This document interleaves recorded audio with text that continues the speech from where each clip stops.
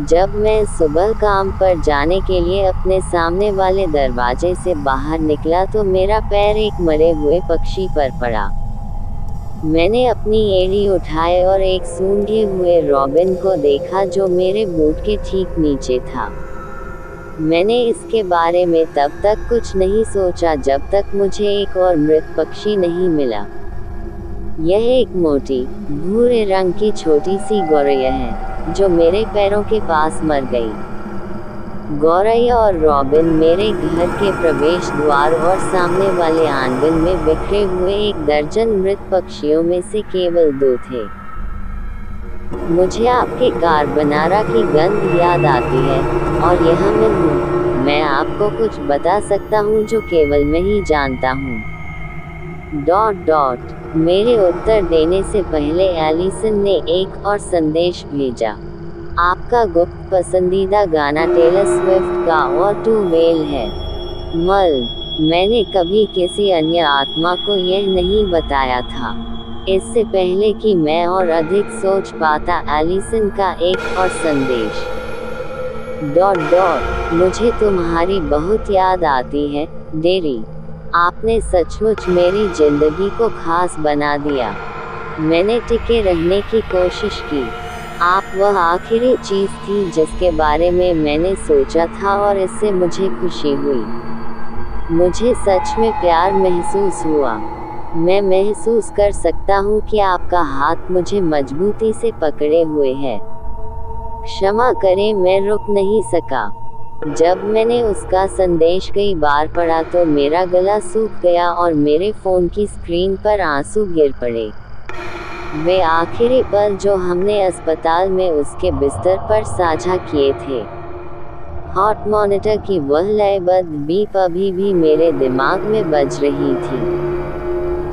मैंने ये सोचने में अपना समय लिया कि उसे क्या जवाब देना है।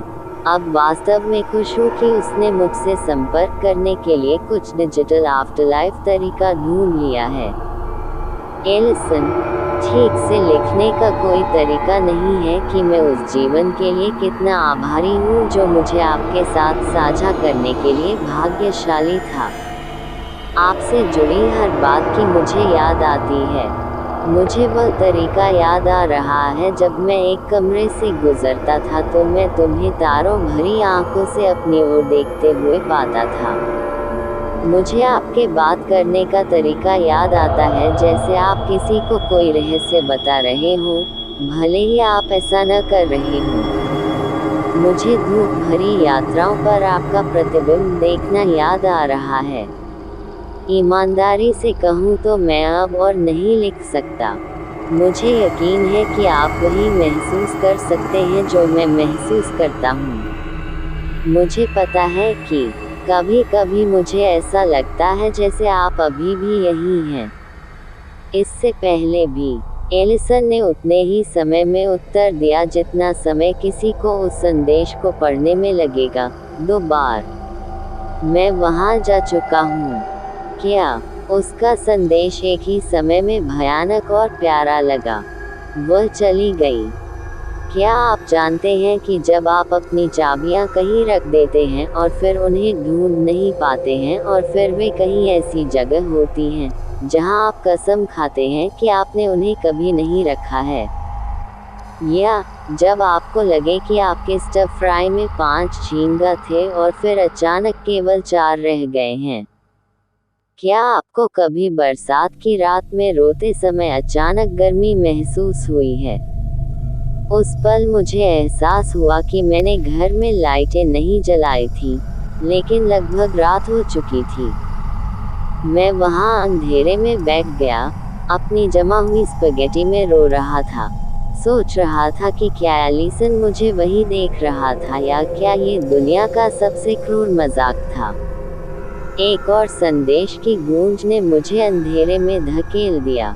मैं हट जाऊंगा, आपको दुख पहुंचाने के लिए मुझे खेद है। एलिसन एक्सो, मैंने उसे वहीं बैठने दिया। ये सही लगा, लेकिन मुझे कुछ हाउसकीपिंग भी करनी थी। एलिसन के मेरे कंधे पर छिपने और हमारे घर की हर चीज को छानने के विचार ने मेरे पेट की परत में एक जलता हुआ छेद खोद दिया। मैंने अपना कंप्यूटर उठाया, अपनी कार के पास गया और शहर की ओर चला गया। मैं निकटतम किराने की दुकान की पार्किंग में रुक गया। मैंने अपना कंप्यूटर निकाला और वह सब कुछ हटाना शुरू कर दिया जो मैं कभी नहीं चाहता था कि एलिसन मेरे कंप्यूटर या मेरे फ़ोन पर पाए। मैंने यादृच्छिक पुराना फ़ोन डाउनलोड किया था। उसके गुजरने के बाद से मैंने कुछ चित्रों के साथ कुछ तस्वीरें ली। ईमानदारी से कहूँ तो यह उतना ज़्यादा नहीं था। मैं 20 मिनट से भी कम समय में घर वापस आ गया।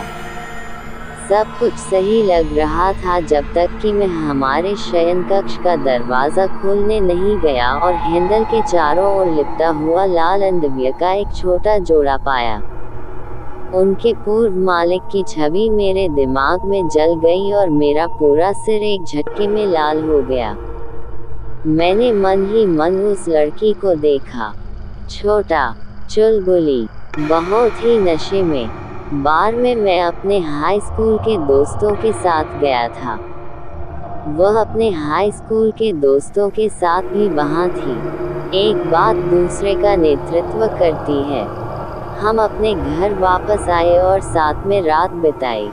मुझे लगता है कि वह मेरे अंदर की उदासी को समझ सकती थी और अपने भड़कीले अंडरवियर को फर्श पर छोड़कर मुझे खुश करने की कोशिश कर रही थी जैसे कि वह उन्हें भूल गई हो। ईमानदारी से कहूँ तो मैंने उन्हें अपनी अलमारी में कहीं फेंक दिया और उनके बारे में भूल गया। मैं घबराने लगा। मैंने प्रतिक्रिया के बारे में सोचना शुरू कर दिया, लेकिन मुझे ये भी महसूस होने लगा कि मैंने नाइक्विल की एक पूरी बोतल पी ली है। मेरे विचार धीमे हो गए, मेरी पलकें भारी हो गईं, मेरे शरीर की हर मांसपेशी सुस्त हो गई। मुझे नशा सा महसूस हुआ। मैं फर्श पर बुरी तरह गिर गया, यहाँ तक कि बिस्तर तक पहुँचने में भी असमर्थ हो गया। फर्श पर पड़ा हुआ, जागते रहने के लिए संघर्ष कर रहा हूँ। मैंने महसूस किया कि मेरा फ़ोन मेरी जेब में कंपन कर रहा है। मैंने अपनी जेब में हाथ डालने और अपना फ़ोन निकालने के लिए अपनी पूरी ताकत लगा दी। मेरे पास एलिसन का एक संदेश था जिसे मैं अपनी होम स्क्रीन पर पढ़ सका। मुझे खुशी है कि मैंने आपके रात्रिभोज में वह सब शामिल किया जो मैंने किया था जब आप उस पर ध्यान नहीं दे रहे थे जो मैंने पाया था जब आप दोषी थे। हम एक दूसरे से प्यार करते थे। डेरी, तुमने ऐसा क्यों किया? मेरी जागृत ऊर्जा के अंतिम अणु उस संदेश को ग्रहण करने के लिए पर्याप्त थे। फिर मैं बेहोश हो गया। मैं घंटों बाद फर्श पर उठा, अभी भी सुस्त था, लेकिन जीवित था। जब मैं उठा तो सबसे पहला काम जो मैंने किया वह था टिंडर को चेक करना। एलिसन की प्रोफाइल हटा दी गई थी। संग्रहीत पोस्ट, नई टिप्पणियां पोस्ट नहीं की जा सकती और वोट नहीं डाले जा सकते।